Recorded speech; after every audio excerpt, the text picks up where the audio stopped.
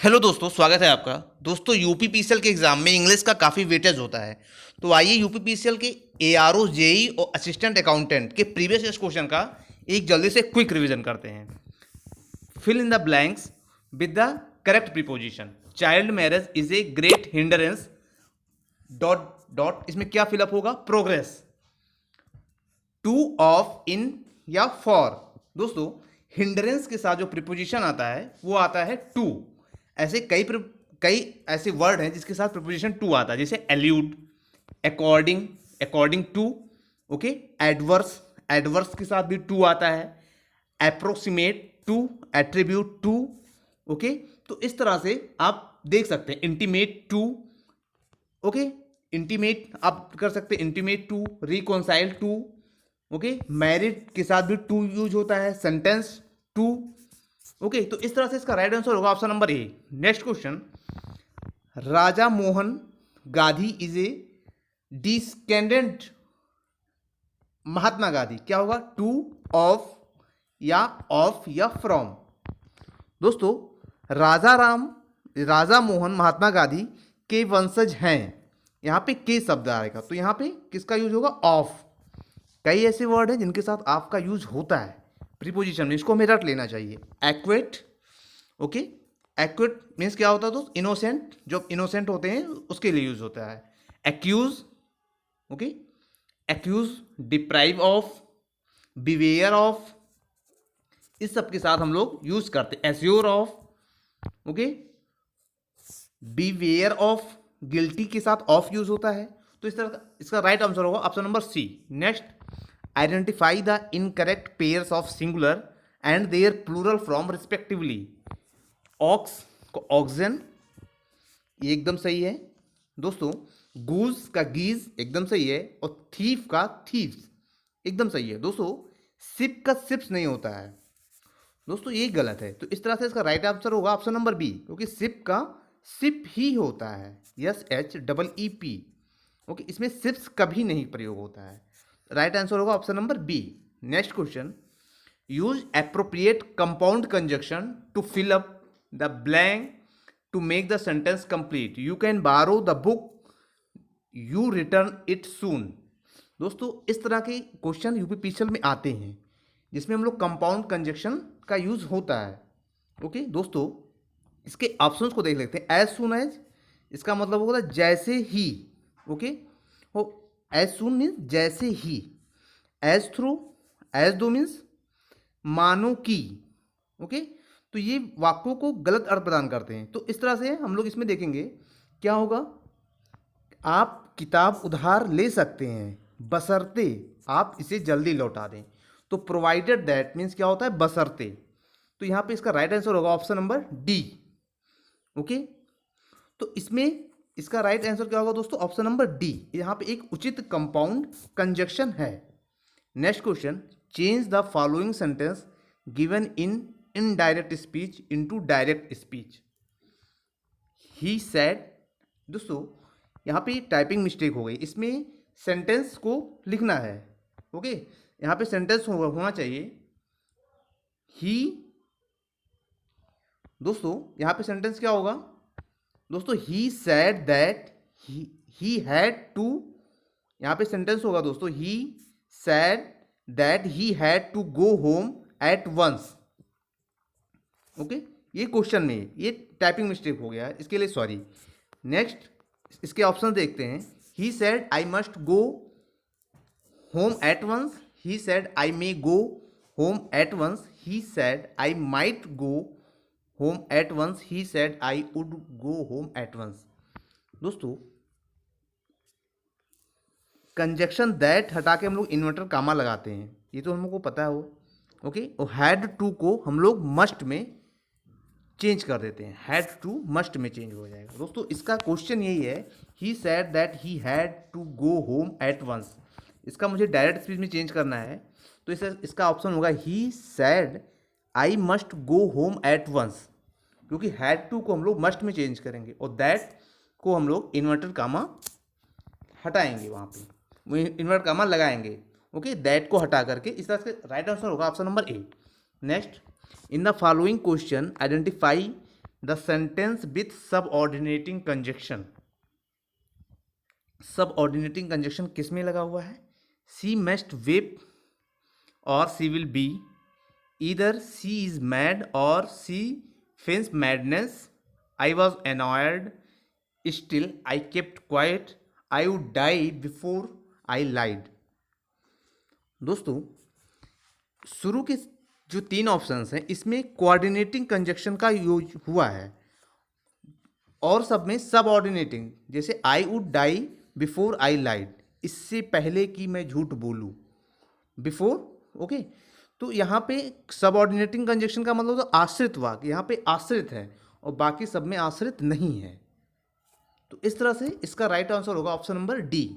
Next, combine each of the following sentence by using adverb clause. He came to the place his friend was living there. Okay, options देखते हैं। He came to the living place of his friend, he came to his friend, he came to the place where his friend living was, the friend was living the place and he came. दोस्तों, इसका right answer होगा option number C, क्योंकि he came to the place his friend was living there. Okay, क्योंकि इसका उपयुक्त जो adverb है, okay, यहाँ पे एडवर्ब के रूप में देयर का प्रयोग हो रहा है और बाकी अन्य 3 विकल्पों में, ओके, अन्य 3 विकल्पों में हम लोग जो है एंड, जैसे आपका डी वाला है इसमें एंड का प्रयोग हुआ है तो ये कंपाउंड हो गया, कंपाउंड सेंटेंस बन गया। और बाकी जो 2 हैं उसमें आपका सिंपल सेंटेंस बन रहा है, जैसे he came to living place his friend, ये सिंपल सेंटेंस है। तो इस तरह से इसका राइट आंसर होगा C. Next, for the following, इसमें सिमिलर वर्ड बताना है। फोइस्ट, फोइस्ट का मीन्स क्या होता है? चोरी करना या थीफ या, ओके, तो यहाँ पे फोइस्ट का मुझे क्या बताना है? सिमिलर वर्ड बताना है। ओके, क्या होगा दोस्तों? फ्लूटर, पॉम ऑफ, इम्प्रूव या गेदर। दोस्तों, फ्लूटर का मतलब क्या होता है? फड़फड़ाना। Okay, palm off, palm off मतलब छुटकारा पाना। ओके, तो इसका सही आंसर क्या होगा दोस्तों? इम्प्रूव मीन्स होता है सुधारना और गेदर मीन्स होता है एकत्र होना। तो फॉइस्ट का सबसे राइट आंसर यहाँ पे होगा option number B, palm off. Next, cull, इसका मुझे सिमिलर बताना है, क्या होगा? डैमेज, सेलेक्ट, वॉश या ड्राई। कल, कल का मतलब होता है किसी चीज़ को तोड़ना या चुनना या एकत्र करना, इस तरह के होते हैं। ओके, तो यहाँ पे देखेंगे तो इसका सिमिलर क्या होगा दोस्तों? हम लोग चुनना, तो यहाँ पे क्या होगा? इसका राइट आंसर होगा यहाँ पे सबसे अप्रॉक्स जो आ रहा है वो सेलेक्ट, सेलेक्ट के द्वारा व्यक्त किया गया है। क्योंकि डैमेज का अर्थ क्या होता है? क्षतिग्रस्त करना, वॉश मीन्स होता है धोना और ड्राई अप सूख जाना, जो इसमें कोई, इससे कोई मेल नहीं कर रहा है। तो इसका राइट आंसर होगा ऑप्शन नंबर बी, कल का सिमिलर होगा सेलेक्ट। नेक्स्ट, होएरी, यहाँ पे किसका सिमिलर बताना है दोस्तों? होरी का अर्थ होता है वृद्ध या जीवन की अंतिम चरण में। ओके, इसका अर्थ यही होता है। इसमें ऑप्शन देख लेते हैं। With, white with age, loud voiced या बायोलॉजिकल या लो टेम्परेचर। ओके दोस्तों, होरी का मतलब क्या होता है? वृद्ध, जीवन के अंतिम चरण में। ओके, नेक्स्ट, तो यहाँ पे इसका राइट आंसर क्या होगा दोस्तों? White with age, option number A. अन्य विकल्प देख लें। लाउड वॉइस, ऊंची आवाज़, लो टेम्परेचर, नीचा तापक्रम और बायोलॉजिकल, ये जैविक। तो इसका राइट आंसर होगा ऑप्शन नंबर ए। ओके, तो ये इस तरह के क्वेश्चन दोस्तों यूपीपीसीएल के एग्जाम में आते रहते हैं। Next question, pick the right choice which has the correct spelling. Vacuum, VACUME, VACCUM, VACUUM या VACCUME। दोस्तों, इसका राइट आंसर क्या होगा बताएं? इसका सही आंसर क्या होगा? VACUUM, ऑप्शन नंबर सी, एकदम करेक्ट स्पेल्ड है। नेक्स्ट, फिर आपको पिक करना है right choice which has the correct spelling. Grammatical की स्पेलिंग क्या होगी दोस्तों? 4 ऑप्शंस हैं, इनको आप देख सकते हैं।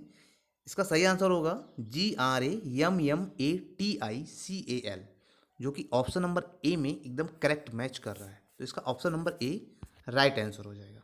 नेक्स्ट क्वेश्चन, ये दोस्तों इसमें आपको जो एक डिस्क्रिप्टिव सेंटेंस है, इसमें आपको वन वर्ड में चूज करना है। One who talks in his sleep, जो सोते समय बात करता है उसे क्या बोलते हैं? सोमनीलोकिस्ट या सोमनी वो कोलिस्ट या सोमनॉम्बुलिस्ट। ओके, तो इसका राइट आंसर होगा दोस्तों सोमनोलुक्विस्ट। इसका जो ऐसा व्यक्ति जो सोते समय वार्ता करता हो उसे हम लोग ये कहते हैं। नेक्स्ट, और इसके और ऑप्शंस को देख लेते हैं दोस्तों। सोमनी वो कालिस्ट, ये क्या होता है? ये लयबद्ध आवाज़ निकालना। ओके, और जो आपका सोमनॉम्बुलिस्ट है, ये रात में सोने एक तरह की बीमारी है। Next question, the act of violating the sanctity of church is called blasphemy, heresy या स्क्रॉलजी या डिसक्रिएशन। दोस्तों इसका राइट आंसर क्या होगा? स्कैलजी। ठीक है, इसमें होगा, इसका राइट आंसर यही होगा। ओके दोस्तों, चर्च की पवित्रता को नष्ट करना, जैसे ब्लास्फेमी क्या होगा? धर्म निंदक। ओके, और हेर से इसका मतलब क्या होगा? नास्तिकता। ओके, तो इसका राइट आंसर क्या होगा दोस्तों? C. Next question, a school boy who cuts classes frequently is a, so क्या बोलते हैं?